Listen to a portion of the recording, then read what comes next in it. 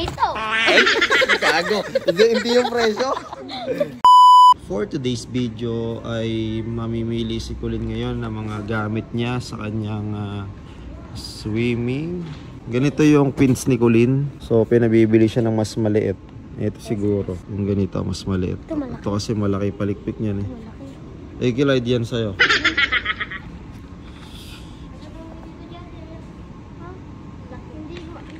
Hindi ko maisisipa eh. Galing mag-dribble no? Ayan no? Galing. Clyde, pili ka na ng bike mo. Dito. Ito yung puti. Wow! Ayaw mo yan? Push bike. Ay, ito yung pink. Yan. Tignan mo kung okay sa'yo yan. Ay, ganda ng green, ano? Kung kano na pili ni Clyde. Puts pa 13K. Kaya mo ha, pag ako'y naging vlogger, nabibilang kita ya. Uy, tara muna dun. Okay, nahanap na tayo. Yan po, kasama natin si Clyde. Namimili na rin siya ng pang swimming niya. Dito naman yung mga pang gym. Boom. Lakas susuntok.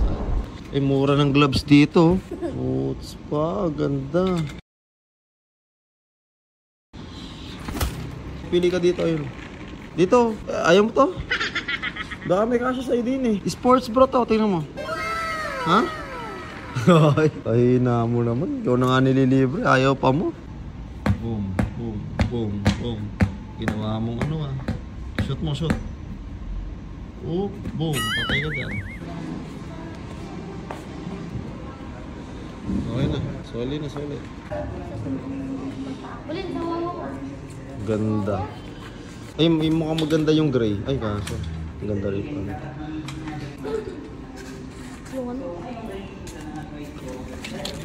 Ay, sorry. Ang magaan pala, oh. Oh, men. Sakto lang. Hindi siya yung mountain bike kasi na, mamurahin, mabigat. Dami na nila umaakit sa'yo pero sa akin ka lang babagsak. Lagi na nila na pinaganda, dahil ako naman yung lalanta.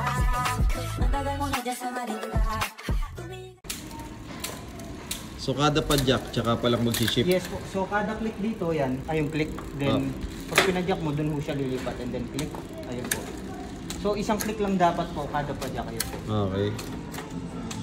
And then ganun din sa dito. Pag ayun, inila ko pataas. Dito naman nag-a-adjust. So pag ito, pinush ko pababa, papunta doon, bababa ko siya. Yun. So yan po, naka-timing na po pala yan. So kapag ganyan, pag bumaba ka dito, ibig sabihin, gagahan yung padyak mo, babagal ka. Babagal. So ginagamit yun kapag pataas yung daan. Okay. So pag pataas, kailangan yung magaan yung padyak. Kapag pataas yung daan, ibaba mo dito. Or pwede rin dito itaas. Kapag lumalaki yung ngipin dito, gumagaan yung padyak, ayan. Tapos bumabagal ka naman. So, yun. Pataas yung daan. So yun, sa bagay, matatansya naman ng papadyak yun. Siya na mag-a-adjust na mag-a-adjust. Sa pag-maintenance naman yan, sir, ano ba yung may nilalagay pa bang langis dyan? Wala na. Ano lang, chain lubes, pero may specific na lube dapat dito. Yung mga bike lubes dapat. Hindi pwede mga engine oil, singer oil, yung mga ganun. Okay. Kasi mabilis siya. Pero ito, meron na siya kagad siya. So, okay. Mga 3 months siguro matutuyo yan. Maganda kung meron din kayong chain lube lang siya. Okay, sige. Pag mga langis-langis ng mga motor, pangit ko yun sir. lalagkit, mangingitim. Kakapitin nung ano yun sir, dumi. Okay. Mangingitim mo yung mismo palit. Ayan pa po, ganda oh. Binili ni Boss Commander Amo sa'yo. Hindi mo naman birthday. And then kung gusto niyang paliguan, huwag dapat sobrang dalas. Okay. Maganda kung sobrang... Kahit punas-punas lang eh. Punas na medyo... Bili na lang siya ng siguro, yung... Bike shampoo, meron po mga ganun. Mga pagpakintab. Maganda siguro kung pupunasan siya. Yung medyo basa lang yung basahan, hindi yung parang tumutulo ko yun. Yung sir, yung pinapapahid sa gulong, yung mga parang tire block, pampaitim, mga ganun. Wag na. Hindi rin maganda rin kasi yung halik ko didikit din doon. So maganda, linisin lang ng basang basahan. Ito po yung panlagay doon? Yes po yung mga ganyan. Ayan pala, bili mo. Pero yan po pala, pag linagay yan, lubricant. ito may markang puti.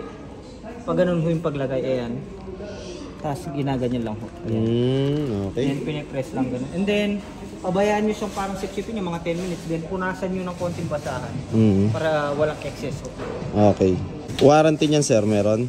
This one sir, yung mismo buong frame na to, lifetime warranty tayo dito. Ay, okay. And then yung mismong bike, free service siya dito ng 6 months. Yung ano lang sir, pag timing ng gears, Ng gears. and pag align ng brakes, yung mga ganun lang sir. Pero yung pagkabutas, yung puncture na platan, hindi nakasama sa warranty sir. Okay. And yung paglinis. Okay po, sige. Sasakay ba sasakay po sir or Sasakay po. ano po yung dalhin sasakay sir? Yung van po. Kasya naman po siguro yan kahit di na i-box. Bilang mo na lang papa na stand.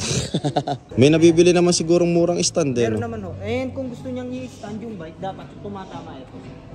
Yung upuan. Kahit tamaan, po, hindi talaga matutumba. Yun, ang galing ah. So, yun ang tips. Kailangan ito yung nakasandal, yung upuan. Hindi yung batalya yung upuan dapat. O ganun ako magsandal dati eh, batalya eh. Kaya tumutumba eh. Kasi yung batalya sir. Hindi. Tanong mo si Papa Emil kung gusto ng bike. O cash na lang. Bibilang ko ng ano si Papa eh. Bilang ko ng NMAX yun. So yun mga kainsan, tumingin lang tayo sa Decathlon. Napabili pa tayo ng bike. Ay yung basket, iniwan. So yun, shoutout kay Sir. Sir, ano po yung pangalan niyo po? Dale po sir. Sir Dale, shoutout po sa iyo, sir. Solid dito mga kainsan. Napaka sobrang daming mabibili sa Decathlon. Yung kulay puti. Yung puti yung bike.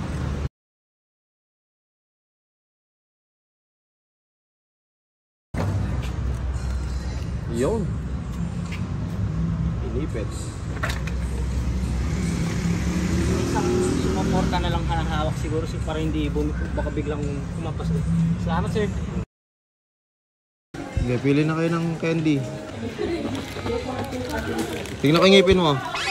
Ayan. So pag naubos mo to, wala ka ng ngipin. Joke lang. Kumain muna kami dito sa Marugame Udo.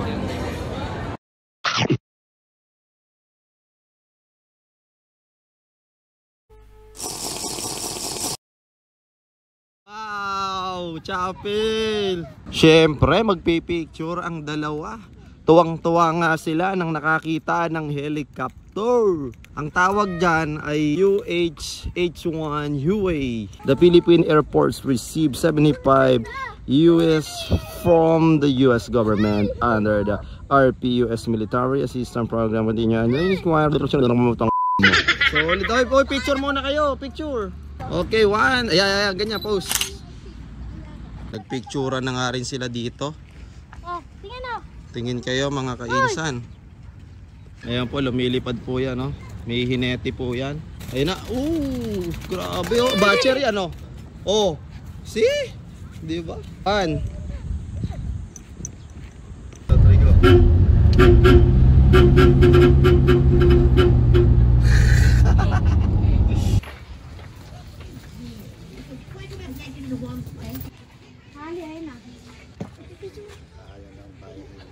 Huli nyo, tumatakbo 120 yan.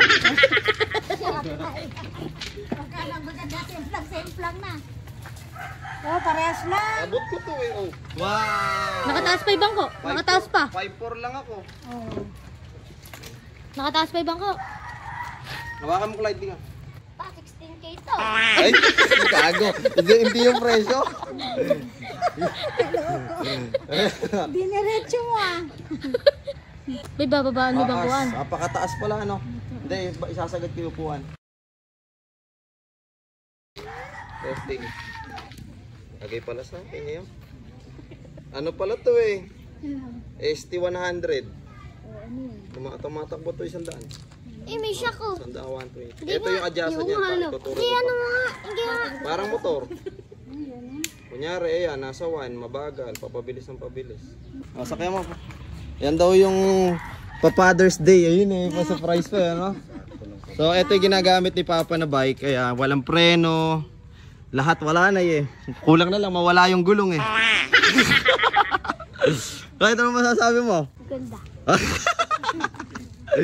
Baka isakyan mo yan. Itong adjust niyan, ito yung a-adjust dyan. Kung pagka kunyari paahon, dyan siya sa baba, naka number 2 or 3 para magaan yung pedal. Makakakapar mo naman yung speed niyan pagka ginagamit mo na kasi nakagamit ka naman ata dati ng ganyan. Mamamasada lang ako ha. Ayun mo, baka may panglaluras dyan. Mag-upod pa yan. Wag mong gagamitin Papa yung ano ko. Malakas yung preno nito. Tuturot ka rin ito. Huwag mo gagamitin harap, ito lang. Tapos alalay lang sa preno.